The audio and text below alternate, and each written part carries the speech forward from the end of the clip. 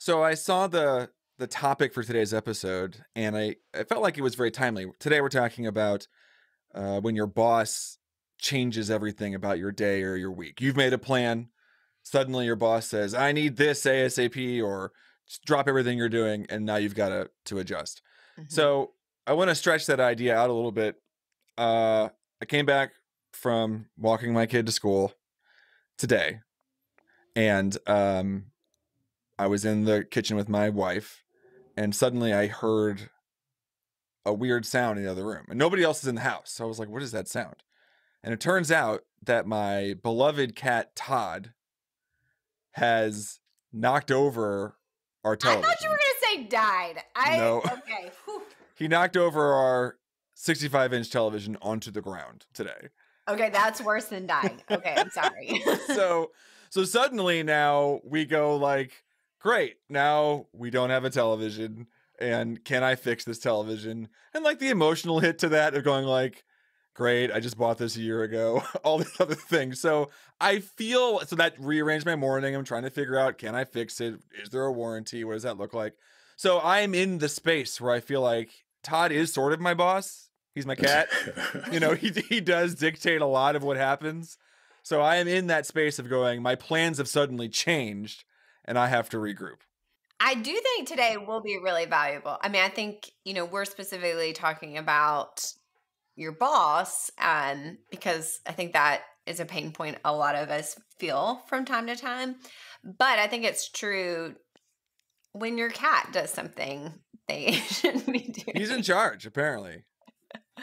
But so many people, work from home or work for themselves. Like, essentially, you still have a boss. Like, it could be, your very best client, or I don't know, your business partner. I think there are lots of people that could fill this role of boss in this episode. So let's see if it works. Let's see, Nick, what's your cat's name? It's Todd. Okay, Todd. Todd the cat. Let's see how to help you deal with Todd today. This works so well. I'm so glad your cat has like a person's name. We have Todd and we have Greg. So Todd and Greg. It's My hard. question is, do either of them resemble Sweater Cat? No. No, they don't. No, they're Okay. I don't tell They're them, not but blue. neither of them are that cool. I can say that today because I'm mad at my cat. So today we're going to help answer those questions by walking you through 4 steps to get you where you need to go.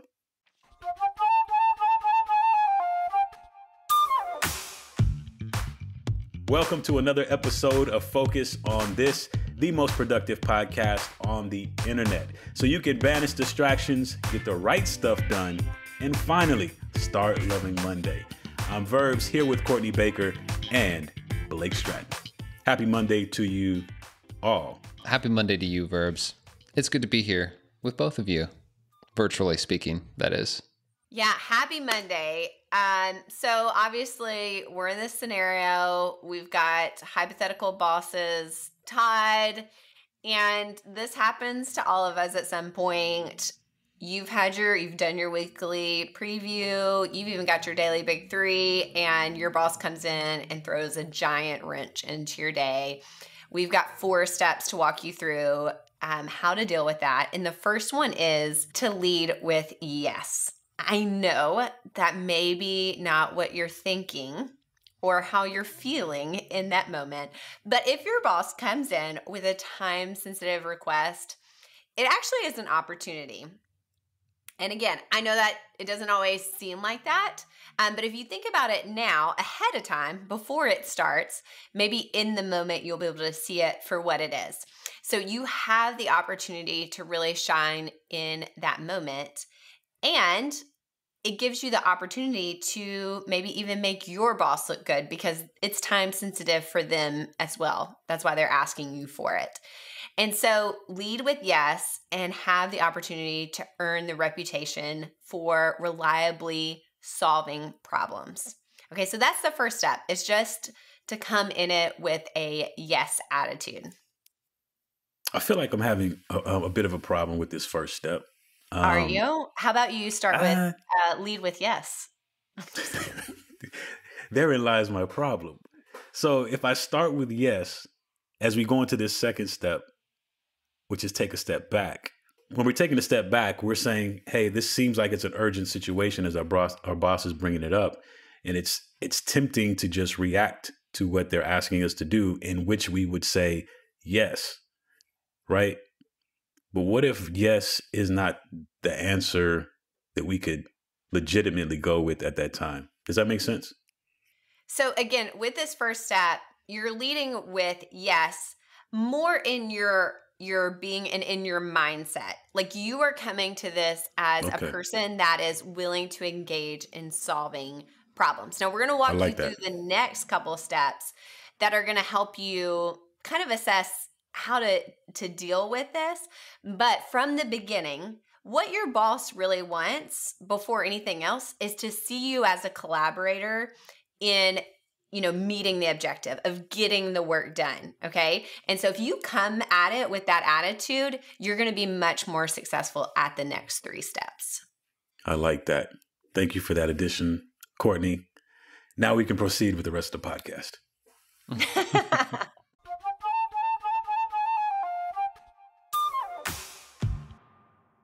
The second step is to take a step back. And what this means is sometimes when you get a request, it is urgent or it very much seems urgent, and you abandon whatever you're doing and you just start reacting as if something's literally on fire. We use the analogy, oh, there's fires I got to put out. The reality is, most of the time, unless you're a firefighter, then please just don't take a step back. In this case, slide down that cool pole from the second floor, and put on and react, please. But if you're not a literal firefighter, it pays to even take 5 minutes or 10 minutes to resist the temptation to just start engaging in the work and to go, okay, great. So now things have changed. The landscape of my day is changing. Rather than simply react and jump in and start fixing, take a breath and step back and move to step 3, which is ... So step 3 would be assess implications. This is probably my favorite step of today, is assessing the implications. So as Courtney mentioned, yes, we want to be, in the posture of being ready to help creatively solve problems that come up to us, or solve tasks, or maybe it's a project that's pivoting.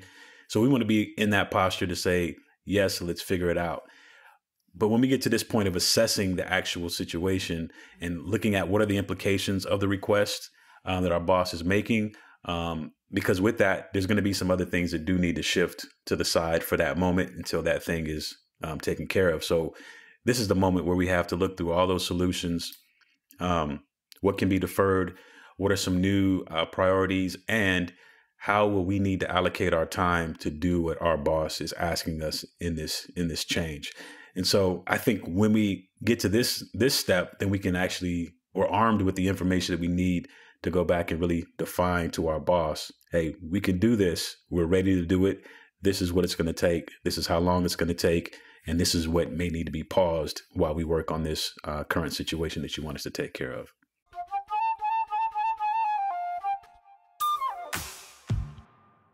So once you've finished those 3 steps, you're coming into it. Step 1, you're having an attitude of yes. You're taking a step back and then assessing the implications. Then in step 4, you're recalibrating expectations. So you've already recalibrated your expectations during the last step. Now it's time to recalibrate others' expectations. So this might be the time where you've got to go back to your boss and kind of give them a timeline on when they can expect whatever they've requested. Or it might be a time where you're updating them on some other projects that you were working on to let them know, hey, I'm going to have to reprioritize these things. And make sure that's cool, basically get their feedback on that.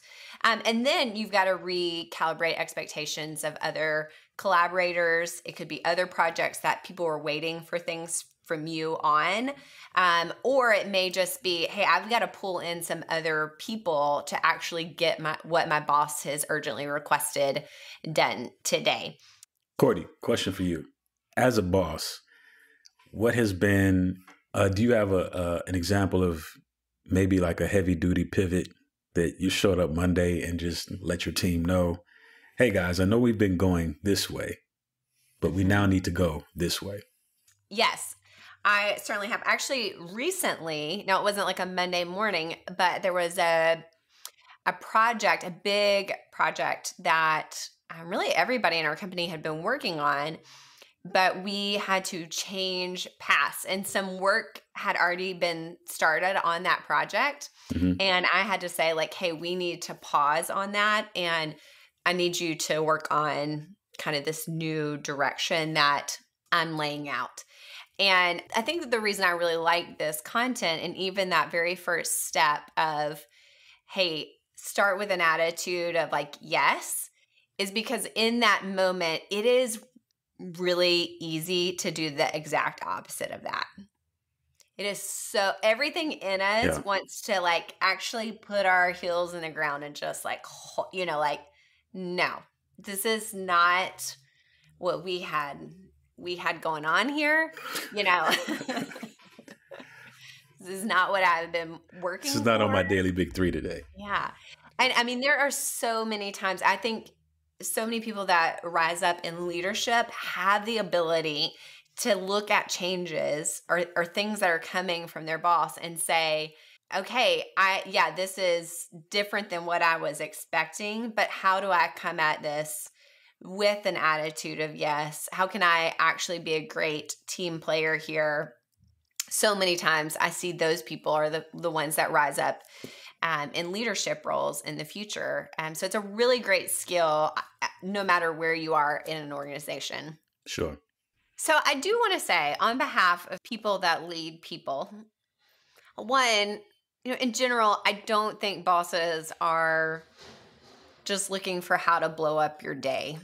I don't think that's like the evil agenda, even though I know sometimes it can feel like that. So that's the first thing. The second thing, to other people, if you lead people, I think one thing that I learned early on was to make sure that I'm communicating the context for what I'm asking and the real goal rather than just like, hey, go do this thing. Because a lot of times the people on my team can solve the problem better than I can if I will give them the context and what I'm trying to achieve. And so many times when I trust them with that information, they will exceed my expectations. And so versus just like, hey, go do this, the thing that I think should be the way that you do it. And so not only are my expectations exceeded, but also gives them the opportunity to really showcase their talent. It's really a win-win for everybody.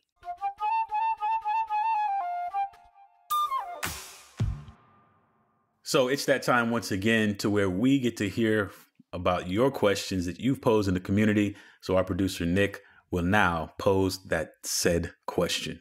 Nick, what do you have for us? Thank you, Verbs. I like that was such a formal setup. I appreciate it. All right, this question is from Amy, and I'm actually sharing this because our dear Blake participated in this conversation, so I thought it might be nice to have him talk a little bit about it. So Amy writes, how do you treat goals that will take all year to complete? This year, one of my goals is to get published by the end of the year. I knew when I set the goal that it would take a full 12 months to complete the necessary steps, and it would be delusional to think that I could compress this goal into a single quarter.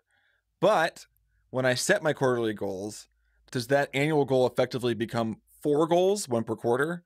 It seems that the full focus recommendation to only focus on 2 to 3 goals per quarter, that a year-long project effectively becomes 4 annual goals.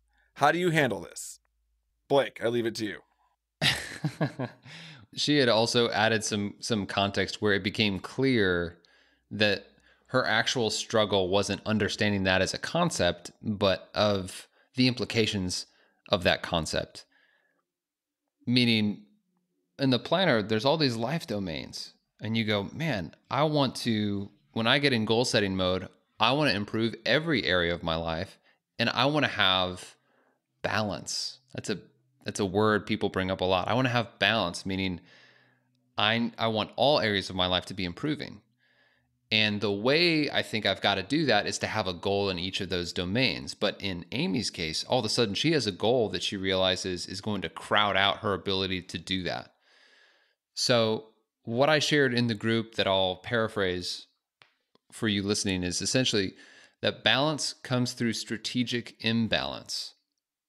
Balance comes through strategic imbalance. There's never balance. Everything's always out of balance, but it's strategic because you are balancing. So in other words, if you think about how do I achieve balance in my life, you don't look at how can I set a big goal in every life domain, because if you did that, you probably wouldn't be able to achieve very much in any life domain. But what Amy has done is set a really big, exciting goal that this year that's going to improve one life domain, and she may focus on another later and next year.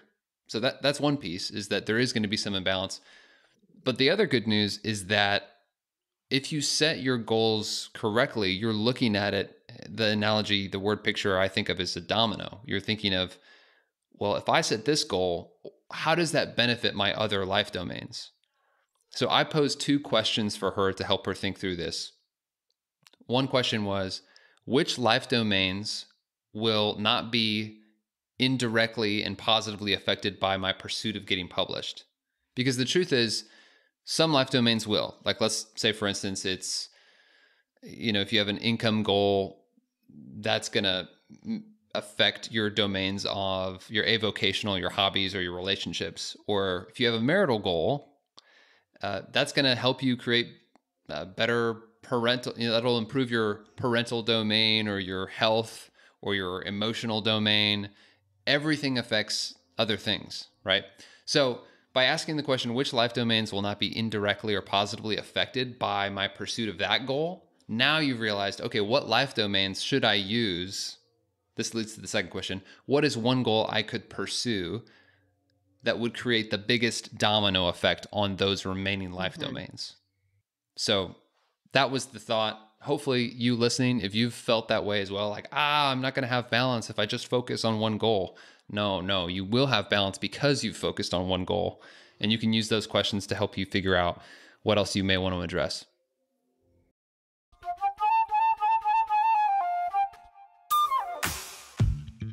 Thanks for joining us on Focus on This.